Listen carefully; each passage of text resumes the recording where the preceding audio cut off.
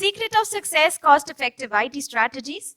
And for this, I would like to invite our panel members first. We have Mr. Ramasubramaniam R, who is the CIO and CTO at TTK Prestige Limited. Mr. Shankar Rao, CIDO at Bosch Limited. Mr. Vishwanath Raman, Group CIO at the India Cements Limited. Mr. Arvind Singh, CTO and Product Officer at Purvanakara. And this elite panel would be moderated by Mr. Abhinav Kumar from Cloudflare. Please welcome all of them with a huge round of applause. Thank you so much. Before we stepped onto this stage, I was just having a chat with this elite group over here. And one standout was that we have a plethora of knowledge available on this stage right now. And I am confident of the fact that by the time we are over with this engagement, there will be a lot of insights that comes from each of these executives and individuals that they've seen over the course of the several years that they've been in the technology and the security space. There is piping hot lunch waiting for us right after this. But I'll request you to please spend some time with us. We'll spend the next 30-35 minutes in just chatting with each other and seeing where what are some of the things that organizations and leaders are keeping in mind when it comes to the technology, cost management, and balance that between what the technology requirements are, security requirements are for an organization. I'll just ask this group to introduce themselves briefly so that we can set the context and we can get started.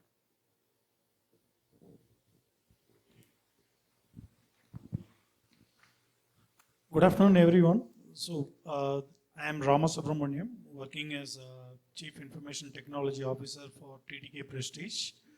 Like you, I am also eager to learn. I am here. I was watching few of the sessions. So, whatever I am expressing today, it's my own points. It's nothing connected with the organization, and I'm very happy to interact with my co-panelists. Yeah, thanks. My name is Vishwanath, and I am the Group CIO of India Cements, and I am here for the panel discussion, and will be happy to have discussion and give my opinion on this. Thank you. Hi, good afternoon. I'm Shankar Rao. I'm the CIO and CDO for Bosch Limited, the manufacturing arm of Bosch. Happy to be here. I know it's not a very enviable position to be before you guys before lunch, but we'll try to keep it short, crisp, and of course, all of us will be available to take any questions, interact with you during lunch and even afterwards. Thank you. Hi everyone, this is Arvind Singh. I am Group CTO cum CIO for Purvanakara Group. Happy to be part of this panel. Looking forward to a interesting discussion. Great. Thank you so much, everybody. Let me kickstart this conversation with an open-ended question. And I just want your thought right off the bat. When I make a statement about cost-effective IT and security strategies, what is the first thing that comes to your mind? Anybody? I just wanted to open it again. So when we are talking about cost-effective, it's a very generic statement. Am I right? So there are no measurement there. So according to me, it should bring in the stakeholder value as well as the business value. So whatever that brings in, it's a cost-effective solution. And it should align, the solution should align with the principles of the organization, as well as it should also fulfill or align with the organizational strategy. Just to add, I think, just to extend what he said, it's not right hand screw rule. You know, one thing suits everyone. That doesn't work. So what business you are in, what industry you are in, at what stage of business you are in, you know, that defines your strategy. Mm-hmm. That's an important observation as well. Yeah. I have a different view altogether. Okay. First thing is, what is your requirement? Is the requirement genuinely required by the organization? If yes, money comes secondary. Then you have to spend money. If security is your utmost requirement, what security, what money, what compromise, okay, everything will come out clearly. Okay. So for me, cost effectiveness is a very open-ended discussion. But I would rather go for spending money on some of the things which are important. For my company, if you ask me, name is more important than anything else. So I will not compromise on quality, I will not compromise on money. That is for sure. Sure, the great observations. Arvind, let me ask you this. Would you want to add? That's okay. Anyway, all I wanted to say was cost effectiveness is probably the new normal. I mean, you need to have solutions, whether it's security or non-security solutions, which is the most cost optimal. So that's, I'm just aligning with. Yeah, that's a. Arvind, let me ask you this. 𝗬𝗂𝗃𝗃 is, for the lack of a better word, is like a traditional enterprise which has been into the construction business. When you go to your board or your leadership and ask for budgetary approvals for, let's say, a next-gen security technology requirement, how does the board absorb what you are saying, and what are some of the questions that come up when you are seeking those additional budgetary requirements? So I think board is more interested in your understanding of a whole enterprise and the business itself. As some of our friends said, CIOs, CTOs are not just techies today, they are business guys also. So you have to understand the business aspects of your industry. And when you go to the board, you should have the preparation, the plan in place. It should be end-to-end plan. You can't go to the board with bit and pieces solutions. So now, whether you have done the homework properly, are you presenting it right? And you have to make board understand that it will not turn over the night. It might take, it's a journey. So you will have to phase out things. You will have to say, the cost, how the cost will get impacted across the journey. So in first 3 months, I am doing these things. Next 3 months, I would be doing these things. So now there is a cost flow, that is in their mind. So that is required. Second thing is, you might have certain things already in-house. So how your solution will complement with what has been invested, that is also critical. You cannot outright reject everything which has been done for decades. And you just overnight you say, you cannot rip and replace. Overnight you say, "Mitron, aaj se band hai." You can't say that. So so that perspective should come out, from you as a leader. Because board will be interested to understand that. And third thing is, board would be interested in your hypothesis or your understanding on every aspects of the solution. That's it. So one of the thing I want to add, he mentioned it very clearly. One of the things which board members also ask is, what happened to your previous investment? Okay. What happened to your predecessor who would have invested? What happened to those investments? Okay. Taking care of all those things, I think what he said was very clear. You need to be mentally prepared how to go to the board and ask for money. If you have not done your homework properly, okay, prepare. You should go up to the lowest level, put it in document, and then go for approval. I think none of the board members will disagree in compromising with the security. I don't think so. I have few points. Of course, cost is one of the aspect what board expects, but in addition to that, board also expects the kind of risk that will get reduced or eliminated with these investments. That's the first point. The second one is about the compliance. More and more, the expectations will be on the statutory as well as regulatory compliance, how the new investment is going to bring in that compliance. So these two areas are important for the board. And third one is how these investments, whether it is a security or technology investments, how this is going to bring in the new business growth.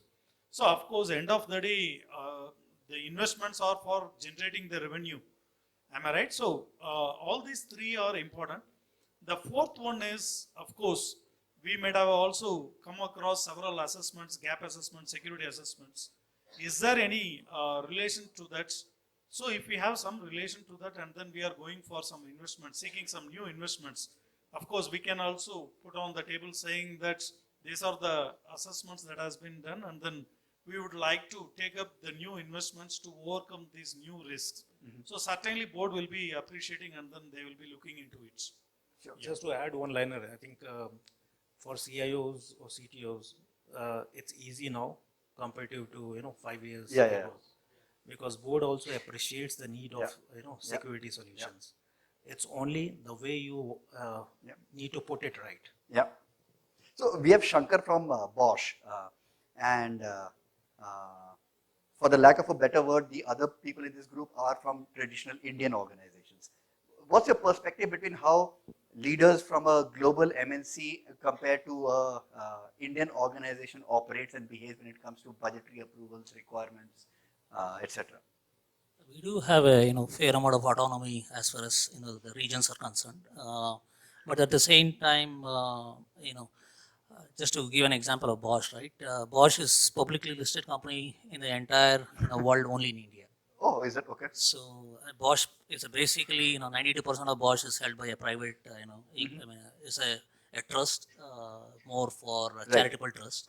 So the kind of compliance risk that is more specific to India, and that way I do have, as a CIO and CDO, I do have a say in terms of the investment that I need to make, the risk that it poses if I don't make this. Always, what is the opportunity loss, right? Right. If I don't make this, what's the risk and what's the Yeah. opportunity loss? Yeah. So that way I'm a little lucky in the sense that we are publicly listed, and there are. The last thing that you want is your name to be in the newspaper, right? Bosch OT system is being hacked, and then everything is come to a standstill. Not So, every time press is a good press. yeah, not in this case, especially related to cybersecurity, I would say no news is good news. Yeah. We definitely don't want any of us Yeah. in the public listed to be in the news. So a follow-up question on that, and please feel free from anybody from the panel to answer that. Like when you have to calculate the ROI, what do you think about it? How do you present the ROI to a business person who does not understand what is zero trust, what is SSE, what is web application firewalls? How do you present the ROI to these kind of people? But they hold the money. A CFO holds the money. How do you talk to them in their language for them to understand? So I would like to add 2 points here. The first one is about these security investments, whatever we are going on, how it impacts or disrupts the business. So if we are not investing, what would be the risks that we are bringing into the business? That's the first point. And in terms of the business value we have to express, it's not an easy. Yeah. Okay. I would like to tell you. But one thing that's happening, as Mr. Arvind was mentioning, in today's world, leaders have very good awareness about the technology as well as the risks that is happening. Okay. And of course, we are also enriching the kind of awareness that's required on cyber. So what we are doing is we are also giving frequent mails or snippets or tech bites to the leadership team so that they are also aware what's happening around them. And not only for them, even for the functional heads below them, what kind of threats that is prevailing today. If it is a CFO and a commercial head as well as the finance head, so for them, they know that what kind of secured environment they are there. So this happens very regularly. Same way for sales team, where we have the field sales guys who are going into the field. They carry important information about the customers, as well as now with the data privacy coming in. So they are also aware what kind of data that is important for them. So these awareness are helping, and certainly in today's world, the business leaders are also encouraging, and then they are also ensuring that the cybersecurity is an important aspect for doing the business in a right way. So that's a good thing. As Mr. Arvind was mentioning, 5 years back it was not so. It was not so great. Today the terminologies and jargons, at least I could see that people are speaking in the same language. Right. Yeah, that motivates So us. this is a very interesting observation. I mean, for the whole ecosystem, it is important for everybody to be engaged in what is happening in the technology landscape, and not just a CIO or a CISO, but chief product officer, chief procurement officer, CFOs, all of them have to be aware of it. A very interesting take. You do know that now cyber risk is now rated as one of the top 5 risks in the entire world. It is now kind of scaled up, so that also makes it. In Bosch, there's a mandate that from the company secretary that every quarter that I need to go and present in terms of in the last quarter before the board meetings, first to the internal stakeholders and then to the board in terms of what are the incidents that happened, how many attempts were made, how many were successful, what are the proactive measures that we have taken. So in a way, there is a mandate for people to be aware, and in case if some hack happens, what should be the response from the leadership. So there is a lot of awareness sessions going on, and like Ram said, not just at the leadership level and not just at the board level, but also in terms of all the functional leaders, right? Because security always starts from the employee upwards. Absolutely. So awareness is very important. Absolutely. That's music to us as a vendor, that everybody is talking that language. I think a small addition I would do is, it's not a post thought. Earlier it was like, you have implemented everything, now you start thinking about security. Right. Nowadays it's not like that. If you are in technology, you are doing digitization, you are doing automation, you are bringing AI ML into the game. Yeah. Security is the first thing which you talk about, because of compliance and other things which my friend brought up. And I think the awareness at every level has increased. So let me change gears, and I'll piggyback on what you just mentioned, Arvind, with respect to implementation and integration. Mr. Vishwanath, let me ask you this. When you as a leader, you've been in this space, you understand the ecosystem, you understand what offerings are there available in the market, and what do you need in order to scale up your organization's security posture. Build versus buy. How do you as a leader balance those two outlooks and approaches? And what are your recommendations when a thought leader or a business leader or a tech leader is going out in the market and assessing where to put his money on, whether on internal projects or external vendors, etc.? Very good question. Okay. To start off with, do I know how many products are available in the market? I maybe 50%, 60%. Yeah.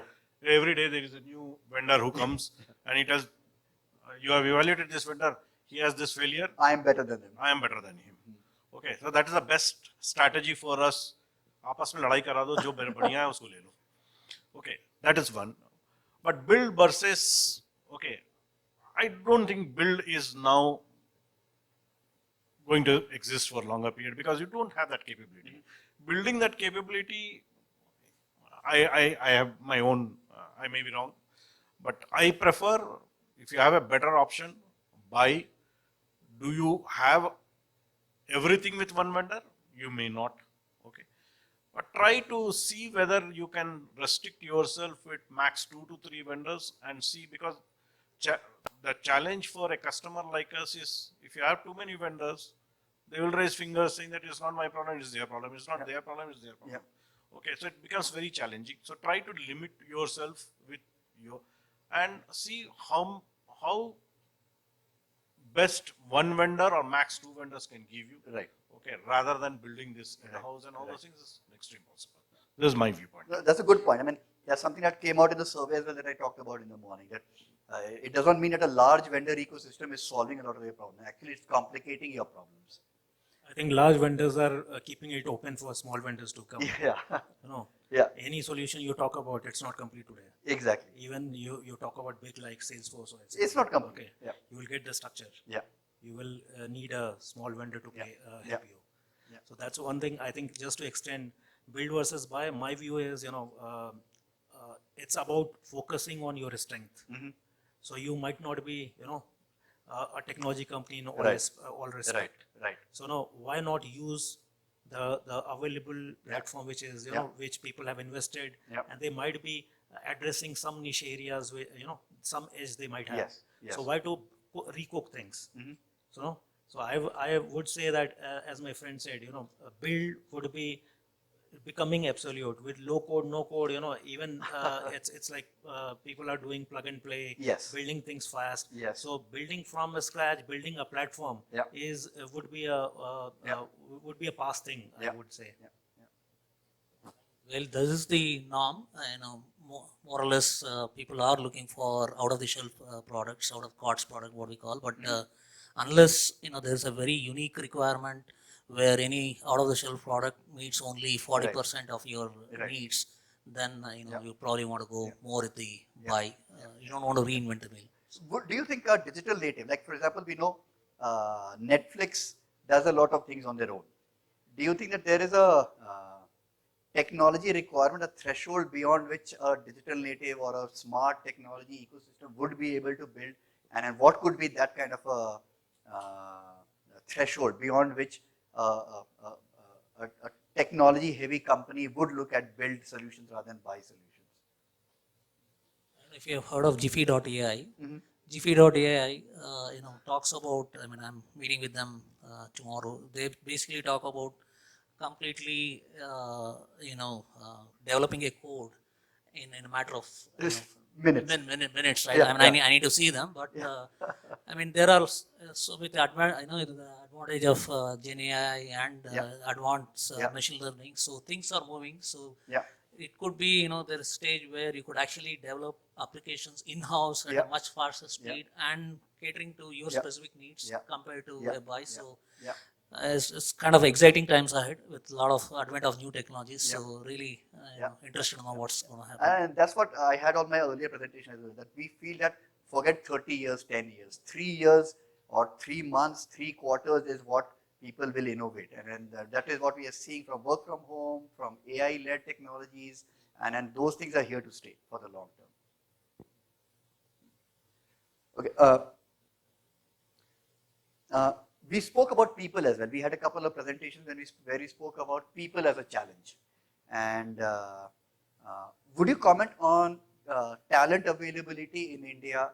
Where are the shortfalls? What are the advantages? And what are some of the watch out moments when you're looking at hiring technology people within your organizations?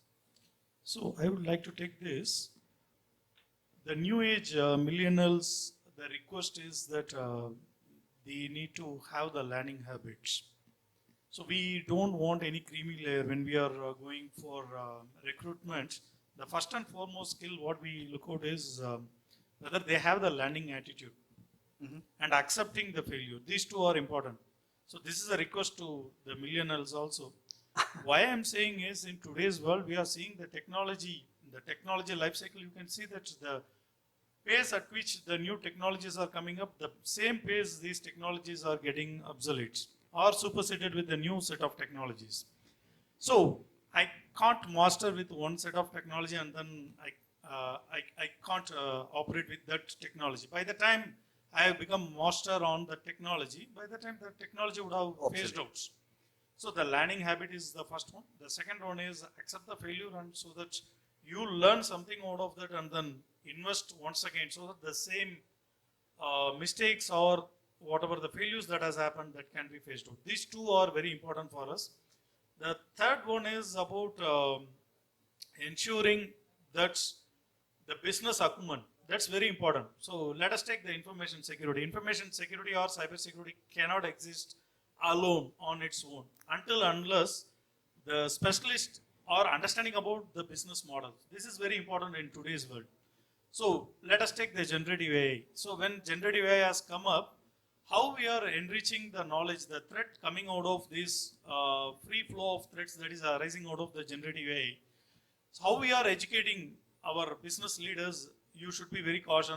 Don't use or share your personal data on that too much, or the business confidential information. Same way for the cyber security team, the specialists also need to know about the new set of business threats that is emerging out of supply chain or business email compromises, or let us say about the new threats that is emerging out of the new set of technologies or direct to consumer, let us take. All these are the new set of business models that is emerging. The cyber security specialists also need to know about business acumen, about what's happening on the business side. There could be some triggers out of new threats emerging out of this. So it should be either side. Right. So this is a new learning, and they have to spend time to understand about the business. That's very important. Important. Mr. Vishwanath, would you like to comment on that? I'm telling you, I have handled both the side of the story of manufacturing, recruiting someone in manufacturing, and then recruiting millennials in for my CSK thing. I'll tell you, two different level of people. For manufacturing, I always look for long-term sustainable person who doesn't have much vision, and he just works, But challenging is for that millennial, Salary is one part, because I 3 decades I have been, most of the people I have engaged is, sir, salary is very low. I am getting outside. He will put pressure on me to get more salary and create that this thing. But for millennials, I have been interacting with them. Okay, they're typical. I'm telling you, they will come in 2 months' time. Okay, they will tell, sir, where do you see me next 5 months? In the first quarter of them First quarter of their this thing itself, they are not bothered about salary. They tell, sir, where do you see me in next 5 years? When can I become CIO of this company in next 3 years? Can I become a CIO of this company? Okay, that's a challenging job. Okay, I am not able to, and you know, the delivery timelines also, typically manufacturing, typically service industry. I'm telling you, we give a plan. Okay, when can you deliver the business it will ask? We'll tell 3 months, 6 months. Okay, these guys, when we go, sir, hold, we are doing it.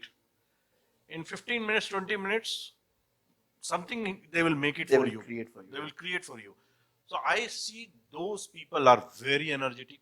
Okay, but you have to think altogether differently, not only salary or something like that.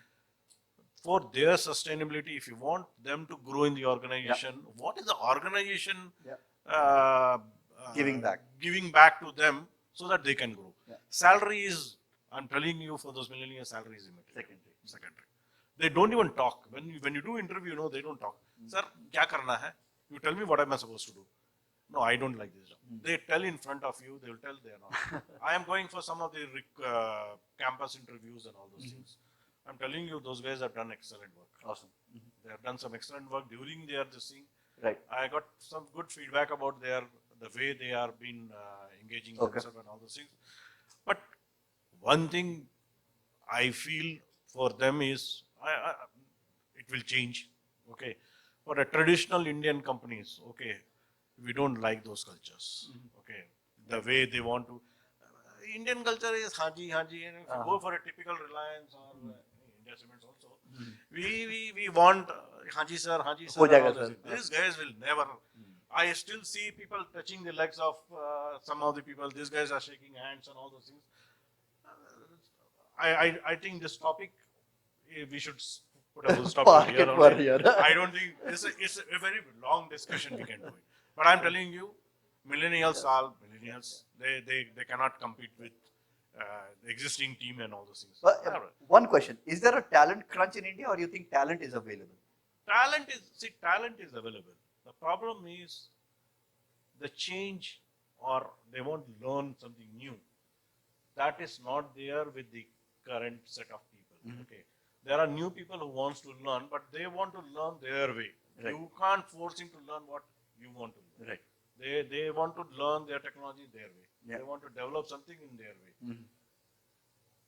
But I don't think India has that. Okay, but yes, then certain pockets we still feel there are talent. Okay. Any additional comments? I think I would little bit differ. Like, talent, quality talent should be the word. Everybody does engineering or MCA is talented. That is not right thing. Because you have so many. How many? I think we churn out million engineers every year. So many private institutes. Alone Jaipur has 30 engineering college, or Meerut has 35 engineering college. You can think what kind of quality they give. So now there is a serious concern around quality of people coming with degrees. Having said that, because India is a populated country, you still will get talent. Right. Holding that talent is critical, as my friend said. How you will hold the talent. There is different reason of a stickiness for a talent. Right. Because that talent would fall in different categories, as my friend said. A millennial will have different reasons for stickiness, and people like us will have different reasons for stickiness. So I think, in my sense, it would be more a hybrid model which will work. You will have to tie up with certain, startups, certain, companies to, have a hybrid model where you have SMEs, subject matter experts in-house, and you are you have talent from your partners. Right. So I think that is the only thing which will work out. Otherwise, it's difficult to hold a real talent. Just one comment from my end. What I have seen work for us in Bosch is if you kind of give them enough challenge. What I have actually done is I've called people as digital pioneers, people who are young, probably 5 to 10 years of experience or less. And if you call them as digital pioneers, and if you kind of empower them, and they have, for me, they have become good citizen developers. In a lot of my automation projects, people in supply chain, people in shop floor, people in manufacturing, they are doing a lot of my automation projects instead of me, getting it done from external partners. So if you kind of empower them, if you kind of give them the recognition, make them visible for their department and across, Bosch India, give them, the challenge, and also for whatever work they have done, recognize them, appreciate them, and that actually, at least personally to me, that has helped by giving them challenging projects. Sure. Awesome. You want to add something? So I want to tell that talent, there is no crunch, but right talent is, that is the important aspect which we need to see. With the competency that is expected. So competency varies, expectation varies from organization to organization. So that's the important aspect. Talent is there, and we can't expect somebody coming out of as a fresher from the college. It is up to the organization how they mold them and make use of them in the first 2-3 years. That's very important. Yeah. So these are the coach or the mentor has to play a big role here. Yeah. Since the freshers, when they are coming out of the college, they will have many dreams. Yeah. Of course, someone was mentioning CEOs, and today I was going through, somebody was mentioning 5 years CTO. So all these are happening. Of course, we are seeing many millennials or under 30 becoming a CTO. It's good. Actually, they have the talent and competency to play that role. No, it's clear to me, as Mr. Vishwanath said during the closure of his statement, this is a topic that can go on for hours and hours. Let's just park it for now. My last question, and this is probably more on the selfish side. As a vendor, what should we keep in mind when approaching technology leaders like you? What should be our approach when engaging with yourself? I think one straight thing could be like, do your homework. You should not approach a CTO or CIO like a business guy. You'd say anything and he will digest everything. Yeah. So that should be the prerequisite. Do your homework, number one. Okay, maybe I'll go next in the order. Maybe you see the maybe LinkedIn of profile of the CTO or CIO you are meeting. For me, I would really want the vendor or a partner, prefer to call them partners, to be more consultative in nature. Not just be an order taker, not just look at what requirement I have and just say, hey, I have the best product, it took me, and this would solve all the problems. So be consultative. What really look for partners is to get that outside in, get the the holistic view of what's happening in the outside world, the industry best practices, and then help us, the traditional companies, to really embrace that. So more consultative is, if I want to put in one word, I would want a consultative. Research, consultative. From your perspective? As usual, I work differently. Okay. I never treat a vendor like a vendor. I always treat them as a partner. Okay. But I do a lot of homework before I meet a vendor. Okay. But I meet him at least 10 times, maybe more than that, to understand the pulse. Okay. Because why I don't want them to sell the product to me. Selling can be done by anyone. Okay. Then you are treating me as a customer and you are becoming a transaction. It's more of a transaction, and then you blame game starts. Okay, so more than buying a product from a vendor, okay, that engagement, that period, okay, where the partner has to deploy his employees and they have to closely work with our team and all those things. That is the time I involve myself, because I treat those partners employee as my employee. Got it. Okay, and make them so comfortable. Okay, so automatically partner ka asliयत मालूम चल जाता है. He comes back saying that, sir, what you have selected is okay, but these are the problem areas. Okay, you have to fix it with the partner. Don't tell my name. I have told you. Okay, you get all the insiders about that product. Okay, and that is how I work, and it has worked out well for me. At least for last 15 years I've been working. It has worked out well. Big partners, small partners, traditional partners, all the partners I have worked, it has worked out well. So that's my approach. So research, consult, engage, and continuous engagement. So I have three expectations. Of course, they have mentioned about the engagement. The customer engagement is very critical. Okay, of course, we are also an industry where we are reaching to our partners to see that continuously we are engaging, and then whatever the new products we are launching, awareness that we are creating. Same way we expect the partners to reach us with staying relevant products. Yeah. Okay, so that's very important. Otherwise, we will be flooded with several mails as well as Yeah. calls towards Yeah. that. The third point is that understanding about the business, it's very important. Okay, so as a partner, if you are understanding our business, then you can recommend suitable products or solutions towards that. Otherwise, it will be, we have to explore. So most of the times I am noticing that the solution might be available, but when we are discussing with the partners, it is purely on a transactional basis. Right. And we have discovered that the partner might be having another solution where it will be easy for me to Right. take up. So sometime back we were discussing, we want to have limited partners in our ecosystem. We don't want to have multiple. So when we come to know about your services on other areas, so that helps. So for that, you need to know about the business. Business, yeah. Then you can recommend. Yeah. So that's the expectation. Yeah. And staying relevant is very, very important. Right. This is also, otherwise, either side we will be spending time and wasting. Wasting each other's time. Yeah. So that's, I these think are the three. To expectations. close, I will have a small comment, like, Mhm. it's like we were working earlier in waterfall model, then everybody became agile. Yeah. Everybody became agile, but there was no agility There is no mindset. agility Mindset. on the ground. Yeah. Okay, so the same is true with vendors. Mhm. Now everybody is calling partners, Uh-huh. but as they said, the consultancy, the engagement, Right. if that doesn't come, you are actually not a partner. Yeah. Yeah. You have to run the journey with me. Yeah. You have to put your skin Yeah. into the Yeah. game. Yeah. Yeah. You might as well transact online and buy that It product. should be win-win for both sides. It should not be just invest and go Right, away. right. Right. So I think that's important. The other important thing is, the language which I talk Mhm. should be same what partner talks. Right. It should not, he is talking a different language. Yeah. Yeah. Yeah. Very good points. Just skin in the game, and Skin in the game. it's very important. And if there is a co-investment, that I know that Yeah. he's equally interested in my success. Yeah. Yeah. No, some awesome points. I'll be sure to bring it up in my sales meeting the next week with the team to talk to them about what leaders expect in the market and in the ecosystem. With that, I'll draw this conversation to a close. Thank you so much for your time. Some very valuable insights, and I hope the time that this group spent with you all was worth your time as well.